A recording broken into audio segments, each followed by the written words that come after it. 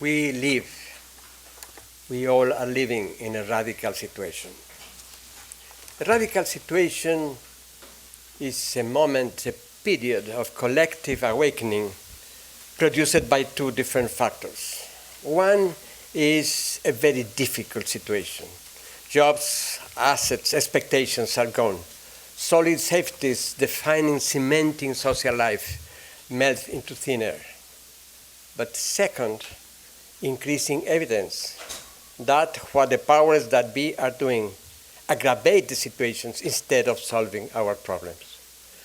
These two factors combined produce this collective awareness. Oh, yes, that's a difference. Produces this collective awareness that represents a crack in the dominant mentality. In that kind of condition, there is nothing much more important than to challenge the institutional production of truth. Truth being, as Foucault explained, not what is right or wrong, but the statements through which we govern ourselves and others. The kind of statements constructed by the structure of domination, the domination of our conscience. And then what they produce, the truth they produce becomes our assumptions, our presuppositions, our beliefs, our myths, the way we behave. If someone comes, for example, and he says, we need to help these poor Africans. Oh yes, that's a great idea. And then for that, we need to build 1,000 schools. Like this. Yeah, I think. Okay, now. Then we need to build 1,000 schools in Africa with our curriculum. Oh, great, that's a magnificent idea without further thinking, because that is how our mind has been constructed by the structure of domination. As a consequence, because we have those tinted and tainted glasses to see the world, we don't see what is happening. We want change, we want radical change, we want perhaps a revolution, but then because we are trapped in these eyes, we don't see the ongoing insurrection, the ongoing revolution that is happening before our eyes.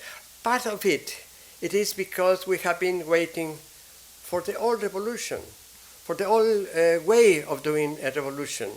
Since the Pope Gregory VII in the 12th century attempted the first total reform of the world, the kind of revolutions that we had in the last 200 years, we are waiting for something like that. And that kind of revolution is no longer visible. And then we don't see what is happening, the real revolution that is going around us. We were educated in the idea that we can and should lead the masses, that the people are waiting for our guidance, that we need to bring them the right message to mobilize them in the right direction. That is the Leninist paradigm. He mentioned the 12 intellectuals that will guide the masses around. That message is over. Perhaps the most radical statement of the Zapatistas is that statement in which they say, we are but ordinary men and women. And because we are ordinary men and women, then we are non-conformist, rebels, dreamers. Yes, we can say, yes, that overweight women in Walmart buying all her shit there. That is a dreamer, a rebel? Yes, said the Zapatistas, yes. The rebellion can be dormant, can be latent, but it is there, and it is ordinary men and women that can produce the change in the world. Someone says that the French Revolution started with when one peasant, only one peasant, refused to bow before the Lord and laughed when someone said that God himself appointed a king. That is the beginning of the revolution, and that is what is happening before our eyes. That is what we are seeing, but we are not seeing. That is, let me use an example. What kind of change we can expect. The great Uruguayan poet Eduardo Galeano wrote a beautiful poem, Global Fear, and in this terrible poem said that in these times of fear, there are some people afraid of hunger, and how not? There is 1 billion people that will go to bed tonight with an empty stomach. And then he said, the rest of us are afraid of eating because we know what is in our plates. We know that all our bodies here in this room are full of poison, the kind of food they are serving us. What is what we can do? What is what we can wait? Where is our hope? Yes, I was centuries ago, in another incarnation, I was chairman of the board of UN agency. I was the youngest executive ever for IBM. I was in a very high position in the Mexican government. I know how they take the decisions there. Even if we have SAC in the British Parliament, I cannot put my hope in the British Parliament. I cannot put my hope in this kind of things. What is, I cannot wait for this question of food, this desperate condition of food. I cannot hope that Walmart or Monsanto will have a kind of moral epiphany and then they will change their behavior. Or that the government will start doing the right thing even if we put a lot of pressure on them. We have the experience. There were 30 million people in the streets to stop the war in Iraq and we could not stop anything. A few years ago, 3 years ago, you have the biggest mobilization in the history of the United States by the undocumented workers. And the situation was worse for them after that. We cannot wait that they will change their behavior. Even if we have great leaders, like Obama. It's very difficult to conceive a better leader than Obama. He's smart, he's intelligent, he's well prepared, he has a magnificent diploma, he is black, he's even guapo. But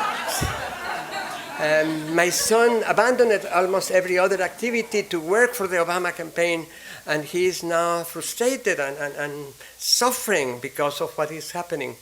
But he now reminds his friends that were also with him trying to elect Obama. Well, the question is that he told us what is happening. When he was a candidate, he told us, I'm not asking you to believe in me, I'm asking you to believe in you. And once in the White House, he said, I will not be able to fix anything, but you can. But we did not hear, my son says. After the election, in November the 5th, we said, oh, great, we elected a great president, this is magnificent, this is great, let's wait for him to fix anything. And of course, he cannot fix anything. And this is what is happening. We cannot wait. Of course, capital and the governments will make many concessions because they see the people mobilized, but they cannot fix anything. My hope is with the people.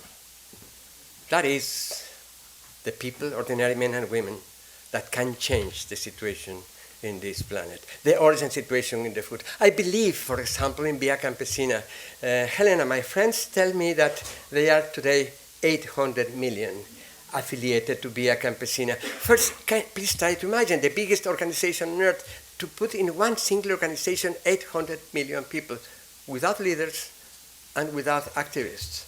And then this next, the miracle, these people reached, oh God, 1 minute. These people reached consensus. They redefined full sovereignty. Again, what I'm doing? Cutting out in the other room. Yeah? Okay. Then the miracle, they reached consensus.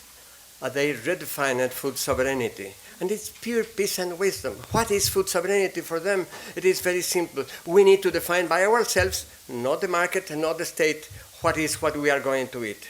And second, we need to produce it. And this is exactly what is happening. This is what the people are doing today. 70% of the food we eat in the world today is produced by them, by these people, not by the big corporations. And this, we are advancing day after day. We don't see, for example, we see many things about Peru, but we don't see how these indigenous people in Peru, they occupied 1 million hectares and they are producing now 40% of the food in Peru.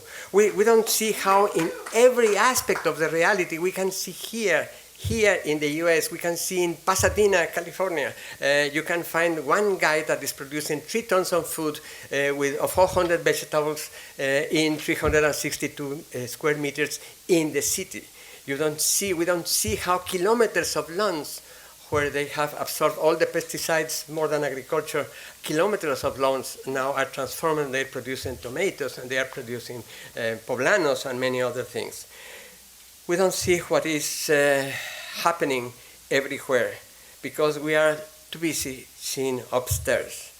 We don't see how, of course, the Zapatistas have been creating a whole new world in the south of Mexico, where they are going beyond development, beyond globalization, beyond postmodernity. They are not really trying to shorten the distance between producers and consumers. They are trying to they are not trying to create a better kind of economy, but they are trying to eliminate that terrible condition that reduces us to the condition of producers and consumers, to the economic conditions. They are trying to be again human beings. And they are saying we cannot have a decent, happy life within capitalism, even if it is localized capitalism. They are trying to do today, now, not in the future, not in a different society, today, what they are constructing now, right now, in the south of Chiapas, as we will discuss this afternoon in the workshop, is a world beyond capitalism and beyond socialism, where you can have a different kind of life. And we need, of course, to challenge all these different kind of things that they are blending us. We need to challenge the idea that we live in the democratic society and we can change it democratically. Technically, what we have everywhere is something that can be described as democratic despotism. That is the kind of regime that we are suffering. Jefferson once said, when you have the people afraid of government, you have tyranny.